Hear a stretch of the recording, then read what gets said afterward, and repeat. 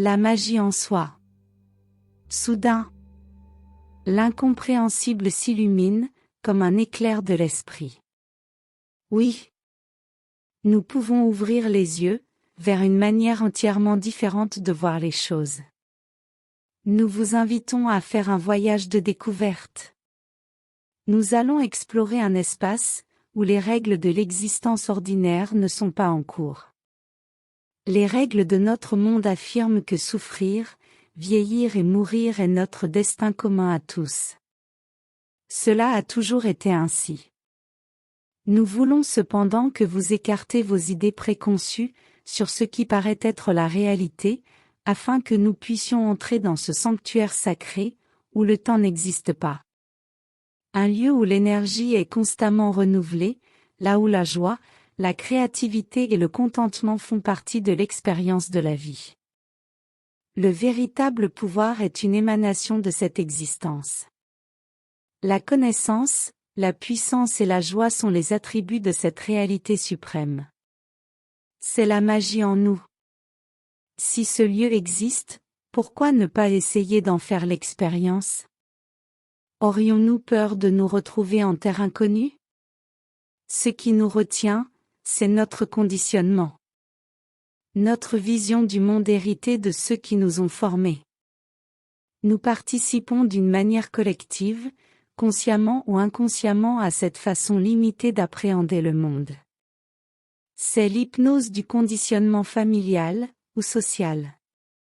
Selon nos croyances, le monde matériel passe avant la conscience, autrement dit, nous sommes des machines physiques, des machines à penser. Premièrement, nous croyons que notre perception du monde est spontanée, et nous offre une image très précise de la réalité des objets. Deuxièmement, nous croyons que notre véritable nature est entièrement définie par le corps, le moi et la personnalité.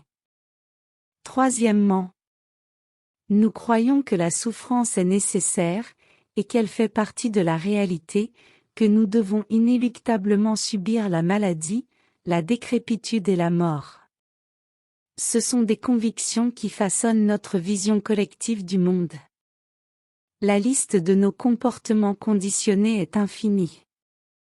Et lorsque nous les adoptons sans trop nous poser de questions, ces mêmes comportements finissent par ruiner notre santé physique, mentale et nous gâcher la vie.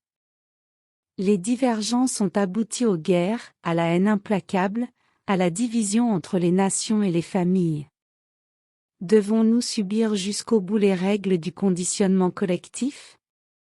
La vie est pleine de décisions difficiles à prendre. Si vous faites face à la confusion, tournez-vous vers la lumière. Entrez dans le silence du soi, en vous donnant des moments de relaxation.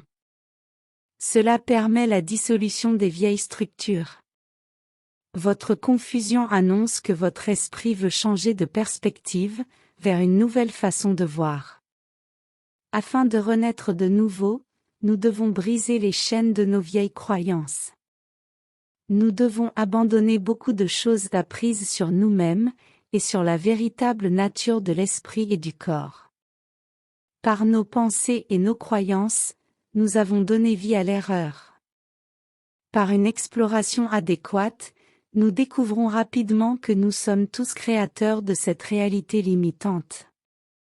Nous pouvons l'appeler une illusion reliée au monde des apparences.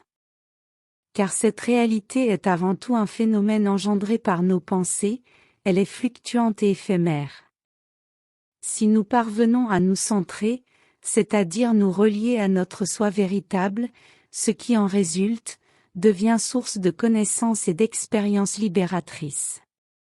Mais si notre pensée subit la tyrannie de l'ego, ou le moi personnel, la réalité devient le terrain de nos luttes, de nos errances et de nos souffrances.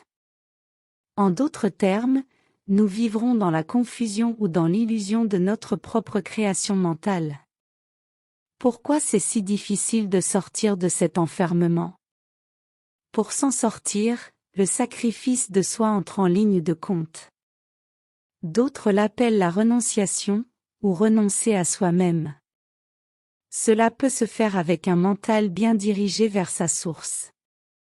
La vérité, la joie de vivre, existe dans une vie imprégnée d'un esprit de complète abnégation. Une vie qui tend au bonheur le plus élevé, s'écoule librement dans des actes qui concourent toujours au bonheur de tous. Tandis qu'une vie étroite, égoïste et vaniteuse, a brisé bien des hommes au rocher de la douleur, de la peur et de la misère.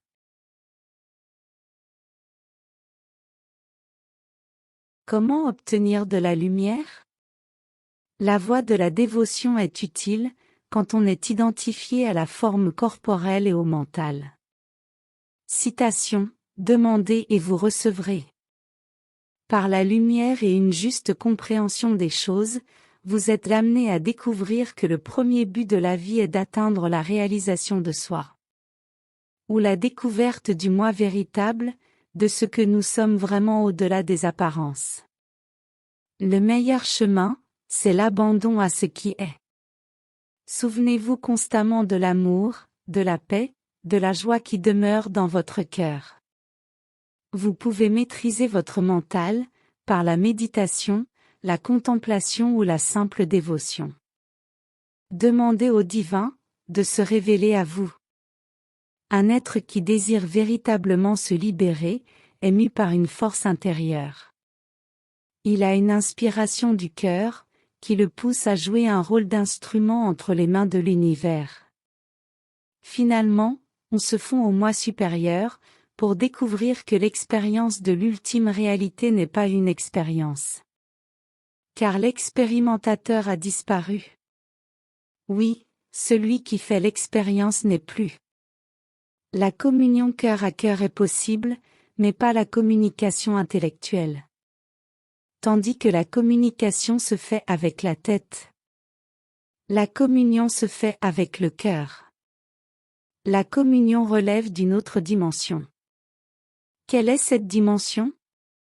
Il existe un centre subtil où l'amour et l'esprit se fondent, et ce centre est le cœur. C'est votre cœur qui se gonfle d'amour, qui éprouve de la compassion et de la confiance.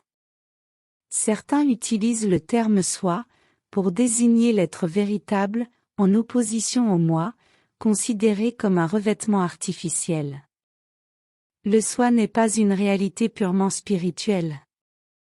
Il est immanent à toutes les dimensions de l'humain, qu'elles soient corporelles, mentales ou spirituelles. Par une ferme confiance en la vérité, l'homme découvre les lois, qui lui permettent de s'élever au-dessus de ses limitations, détruisant les notions de temps et de distance. À l'intérieur de soi se trouve le pouvoir, et l'intelligence qui est notre héritage divin. Le réveil est incroyable, pour celui qui a trouvé la perle de grand prix.